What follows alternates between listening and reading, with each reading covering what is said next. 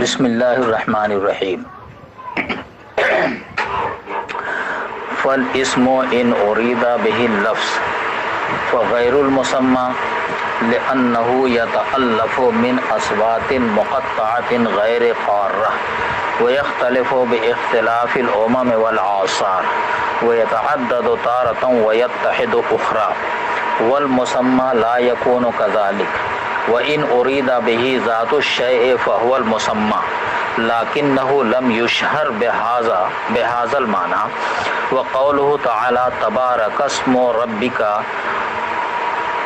وسبح اسم ربك المراد به اللفظ لأنه كما يجب تنزيه ذاته وصفاته عن النقائص يجب تنزيه الألفاظ الموضوعة لها عن الرفث وسوء الأدب.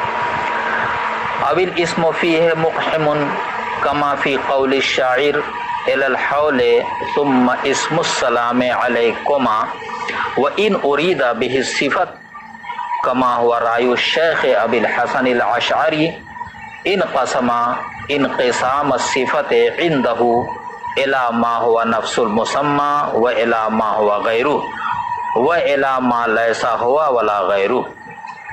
وإنما قال بسم الله ولم يقل بالله لأن التبرك والاستعانة بذكر اسمه أو للفرق بين اليمين والتيمم ولم يكتب الألف على ما هو وضع اللفظ على ما هو وضع الخط لكثرة الاستعمال وطولت الباء عوضا عنها.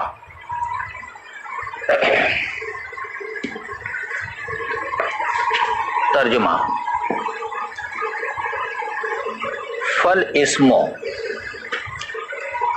پس اسم سے اگر لفظ مراد لیا جائے تو اسم غیر مسمى ہے، اس لیے کہ اسم مرکب ہوتا ہے ایسے اصوات سے جو ٹکڑے ٹکڑے ہیں، غیر مجتمع ہیں اور قوموں اور زمانوں کے اختلاف سے مختلف ہوتے رہتے ہیں، اور کبھی اسما متعدد ہوتے ہیں، کبھی متعدد نہیں ہوتے بلکہ ایک ہی اسم ہوتا ہے، اور مسمى ایسا نہیں ہوتا. اور اگر اسم سے ذات شے مراد لی جائے تو اسم عین مسمى ہے لیکن اس معنی کے ساتھ وہ مشہور نہیں. اور اللہ تبارک و تعالیٰ کے قول تبارک اسم ربک اور سبح اسم ربک میں اسم سے مراد لفظ اسم ہے، اس لیے کہ جس طرح ذات و صفات کو نقائص سے پاک کرنا واجب ہے اسی طرح ان الفاظ کو بھی فحش اور سوء ادبی سے پاک کرنا واجب ہے جو الفاظ ذات و صفات کے لیے وضع کیے گئے ہیں. یا دوسرا جواب یہ ہے کہ آیت میں لفظ اسم زائد ہے.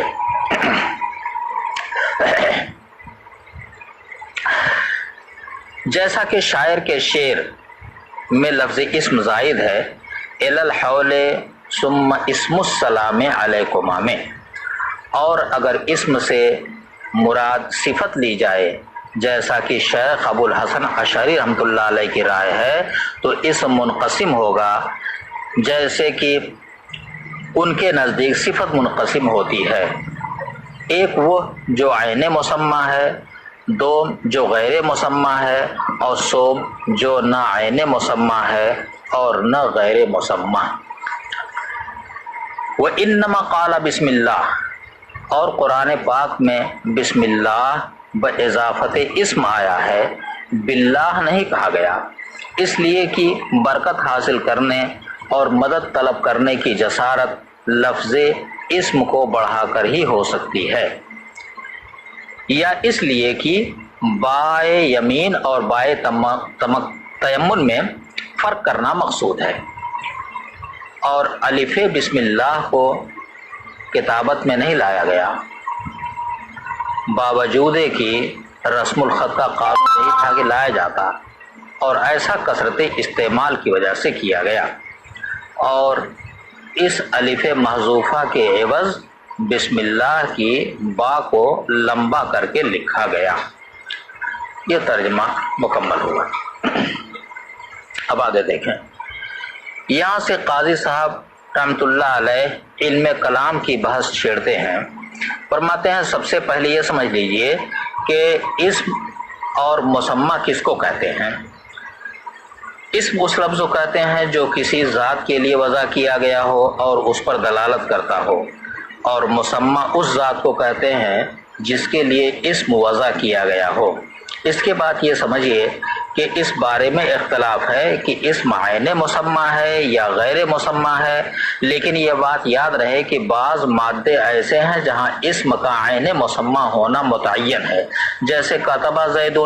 اس مثال میں زید عین مسمى ہے کیونکہ لکھنے والا زید ہے، اس میں زید نہیں.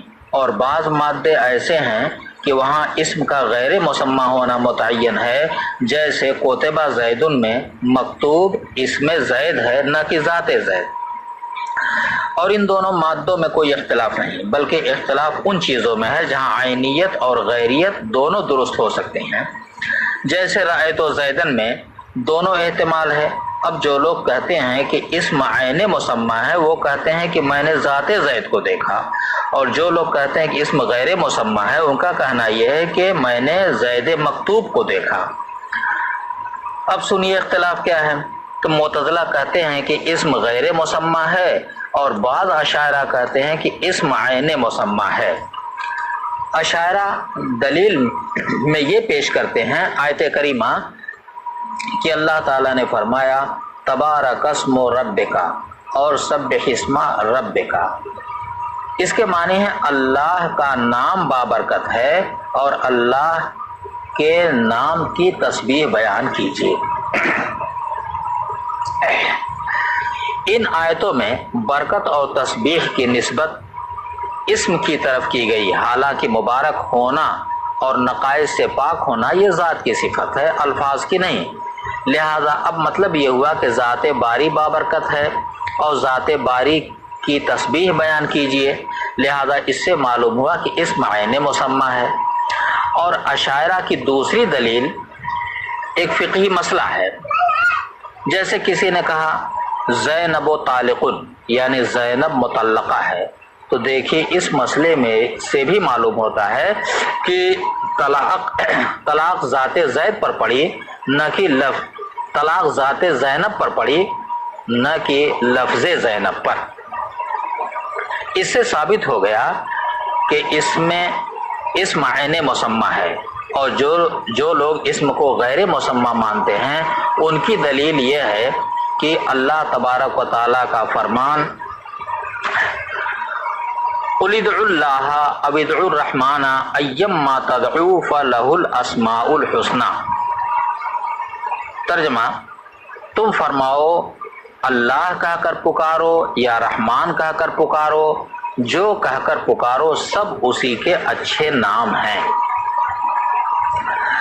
تو اس سے معلوم ہوا کہ اسماء باری متعدد ہیں، اور اسی طرح حدیث میں ہے کہ اسماء باری 99 ہیں.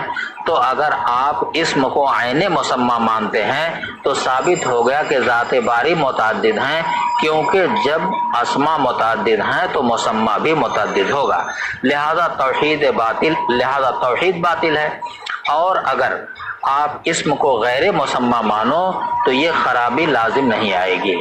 اس وجہ سے ہم کہتے ہیں کہ اسم عین مسمى نہیں. دوسری دلیل عقلی یہ ہے کہ اسم مرکب ہوتا ہے اصوات سے جو غیر مجتمع ہے، ٹکڑے ٹکڑے ہے، کیونکہ تلفظ کرنے کے بعد آواز نکل کر ختم ہو جاتی ہے.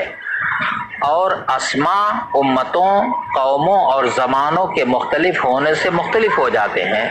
جیسے کہ اللہ کو سریانی زبان میں اللہ اور فارسی میں خدا کہتے ہیں. اب اگر آپ اسم کو عین مسمى مانو تو جس طرح اسماء مختلف ہوتے ہیں اسی طرح مسمى بھی مختلف ہونا چاہیے، حالانکہ ذات باری اور دیگر مسمیات مختلف نہیں ہوتے. اس وجہ سے بھی ہم نے اسم کو غیر مسمى مانا ہے تاکہ یہ خرابی لازم نہ آئے. اور اشاعرہ نے جو دلیل بیان کی تھی تو اس کا جواب یہ ہے کہ جس طرح ذات باری بابرکت ہے اسی طرح اسم باری بھی بابرکت ہے، اور جس طرح ذات باری کی پاکی بیان کرنا واجب ہے اسی طرح اسم باری کو بھی نقصان سے منزہ کرنا ضروری ہے۔ لہذا ان دونوں آیتوں میں اسم سے مراد ذات نہ لی جائے بلکہ لفظی اسم ہی مراد لیا جائے، کوئی خرابی لازم نہیں آئے گی۔ لہذا اب آپ کو ان سے استدلال کرنا درست نہیں۔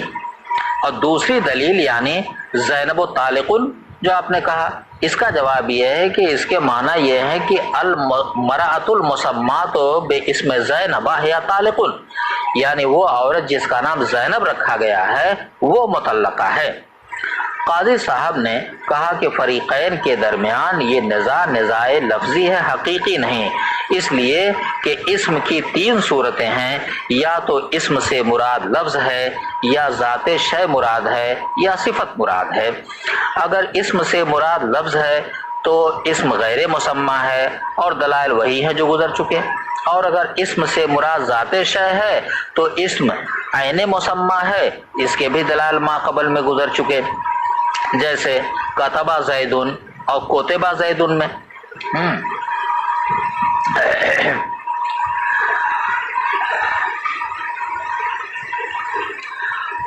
اور قاضی صاحب خود ہی فرما رہے ہیں کہ اس معنی کے ساتھ مشہور نہیں۔ ہاں، قاضی صاحب نے تبارک اسم ربک اور سبح اسم ربک کا ایک جواب اور دیا ہے، اور وہ یہ ہے کہ آیت میں لفظ اسم زائد ہے۔